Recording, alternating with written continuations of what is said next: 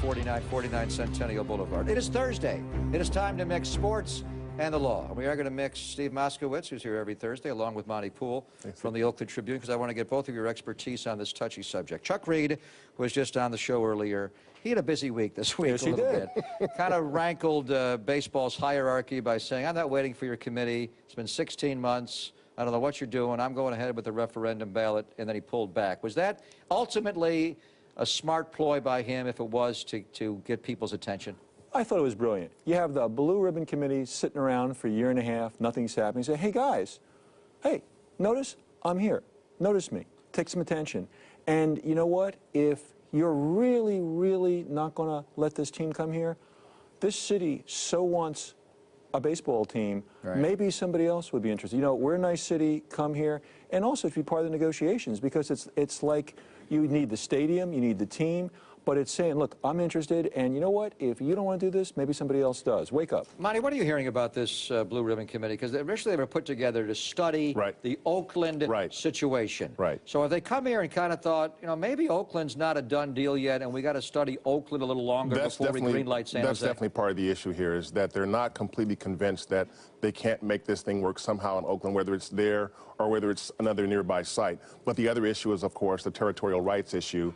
And there's a reason, as we said before, there's a reason why Bill Newcomb, a big-time attorney, is at the top of the charts for the Giants. One of the reasons why he is the guy, the CEO there, is because he is better than anyone else at being able to defend the Giants' cause in this situation. But baseball's different, Steve, as the other sports, because they have been granted, from the early part of the 20th century, the antitrust exemption. So they cannot sue each other. So if their 30-member ownership group decides something, somebody else is not going to be able to block it legally. So what can Bill Newcomb and the Giants do if baseball's owners, by a 3/4 votes, overturns their territorial right in Santa Clara County and they just move this team? Everything you said is true under current law. However, a lawyer can go in and argue for a change in the law. While that case is being decided, that in and of itself may end the deal, because it can take so long that effectively the Giants would get what they want. That's also a big deal here. Well, Monty, what's your opinion on that? Well, first of all, I think that as long as you've got Bill in that position, you also have to worry about this, setting precedent. And this territorial rights issue was never really granted. It was just when the A's sort of surrendered it and said, you guys can take it, we don't want it.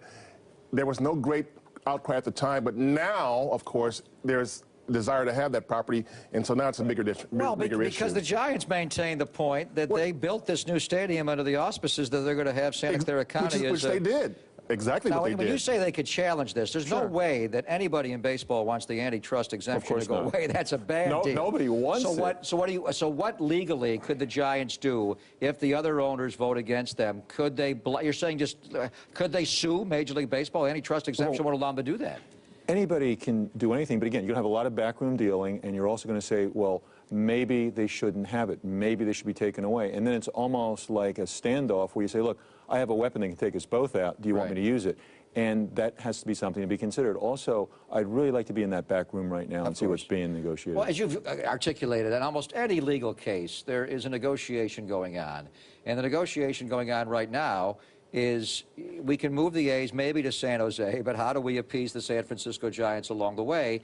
Monty, what would that number even be? How would you appease the Giants here? I can't see Bud Selig, first of all, allowing the other owners to override this. I mean, it's just... He's a guy. Three-quarter vote. You don't think they'll overturn it? I don't see it happening. I don't see it happening. Now, how much money will it take to get the Giants to give up the rights?